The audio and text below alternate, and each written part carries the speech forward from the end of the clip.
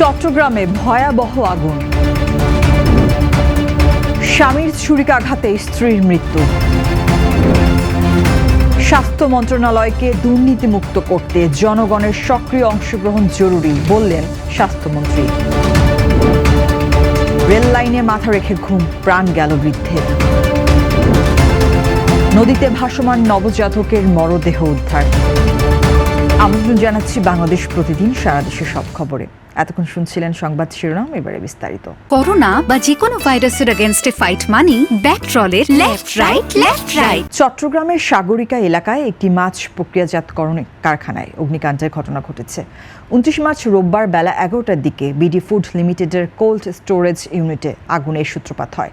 আগুন লাগার পর কারখানার ভেতর থেকে ধোঁয়া ও শিখা দেখা দিলে কর্মচারীরা দ্রুত বাইরে বেরিয়ে আসেন। এতে এলাকায় আতঙ্ক ছড়িয়ে পড়লেও কোনো হতাহতের ঘটনা ঘটেনি। খবর পেয়ে ফায়ার সার্ভিসের 8টি ইউনিট ঘটনাস্থলে পৌঁছে আগুন নিয়ন্ত্রণে কাজ শুরু করে। প্রায় 1.5 ঘন্টার চেষ্টায় আগুন নিয়ন্ত্রণে আনা হয়। কোল্ড স্টোরেজে দাহ্য উপকরণ থাকায় আগুন নিয়ন্ত্রণে কিছুটা বেগ পেতে হয় বলে জানান সংশ্লিষ্টরা। ফায়ার সার্ভিস কর্মকর্তা জসিমউদ্দিন জানান, দ্রুত পদক্ষেপের কারণে বড় ধরনের দুর্ঘটনা এড়ানো সম্ভব হয়েছে। আগুন লাগার কারণ ও ক্ষয়ক্ষতির পরিমাণ জানতে তদন্ত চলছে। নওগাঁর মহাদেবপুরে স্বামীর ছুরিকাঘাতে আফসানা মিমি নামে এক গৃহবধূ নিহত হয়েছেন। এ ঘটনায় অভিযুক্ত স্বামী সাদ্দাম হোসেন ওরফে সাগরকে গ্রেফতার করে কারাগারে পাঠিয়েছে পুলিশ। পুলিশ জানায়, পারিবারিক বিরোধের জেরে গত 16 মার্চ দুলালপাড়া এলাকায় ভাড়া বাসায় স্ত্রীকে ছুরিকাঘাত করেন সাদ্দাম।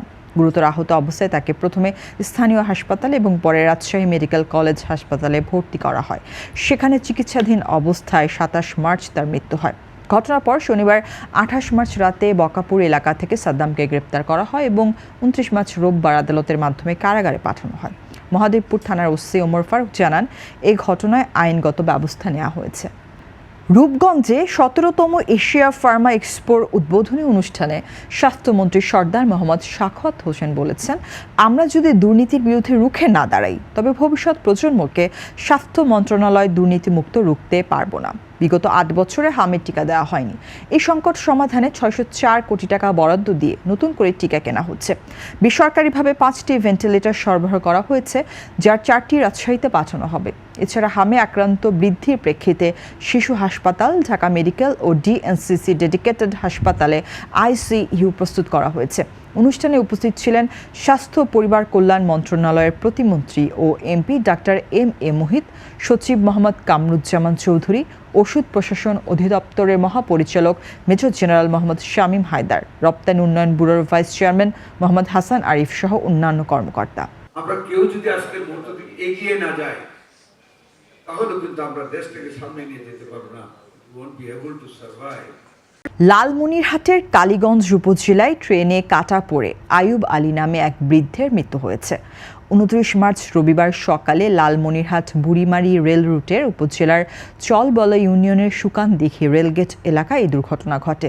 নিহত আয়ুব আলী ওই এলাকায় মনির উদ্দিনের ছেলে।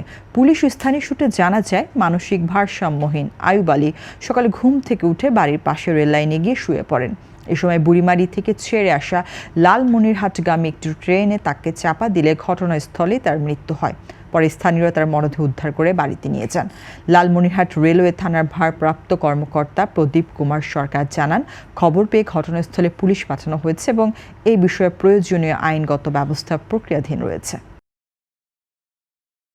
নেত্রকোনার কেন্দুয়া উপজেলার সুতি সাইডুলি নদী থেকে ভাসমান অবস্থায় এক নবজাতকের মরদেহ উদ্ধার করেছে পুলিশ। 29 মার্চ রোববার বেলা 11:30টার দিকে নওপাড়া ইউনিয়নের কোনাপাড়া ফেরিঘাট এলাকা থেকে মরদেহটি উদ্ধার করা হয়।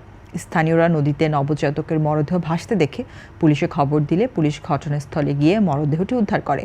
কেন্দুয়া থানার ওসি মেহেদি মাকসুদ জানান, উদ্ধারকৃত নবজাতকটি ছেলে শিশু। তার পরিচয় এখনও শনাক্ত করা যায়নি। সুরতহাল প্রতিবেদন শেষে মরদেহ ময়নাতদন্তের জন্য নেত্রকোনা সদর হাসপাতাল মর্গে পাঠানো হয়েছে। এ ঘটনায় আইনগত ব্যবস্থা গ্রহণের পাশাপাশি তদন্ত শুরু করেছে পুলিশ। সাতক্ষীরার দেবহাটার আলোচিত আসামি রিপন হোসেন ওরফে রিপনকে গ্রেপ্তার করেছে র্যাব 6। 28 মার্চ শনিবার যশোরের নীলগঞ্জ এলাকা থেকে তাকে আটক করা হয়। রিপনের বিরুদ্ধে দেবহাটা, কালীগঞ্জ সহ বিভিন্ন থানায় মোট 9টি মামলা রয়েছে, যার মধ্যে 3টিতে গ্রেপ্তারি পরোয়ানা ছিল। স্থানীয়দের অভিযোগ, রিপন দীর্ঘদিন ধরে অস্ত্রের ভয় দেখিয়ে এলাকায় সন্ত্রাসী কর্মকাণ্ড চালিয়ে আসছিল এবং বিপুল পরিমাণ চিংড়ি ঘের দখল, লুটপাট ও চাঁদাবাজির সঙ্গে জড়িত ছিল। এতে বহু জমির মালিক ক্ষতিগ্রস্ত হয়ে পড়েন। তার গ্রেপ্তারের খবরে এলাকায় স্বস্তি ফিরে এসেছে। পুলিশ জানিয়েছে, রিপনের সহযোগীদের শনাক্তে তদন্ত অব্যাহত রয়েছে। দর্শক, এই ছিল এখনকার মতো সংবাদ। এতক্ষণ সঙ্গে থাকার জন্য ধন্যবাদ। পরবর্তী বুলেটিন দেখতে চোখ রাখুন বাংলাদেশ প্রতিদিনের ফেসবুক পেজ ও ইউটিউব চ্যানেলে।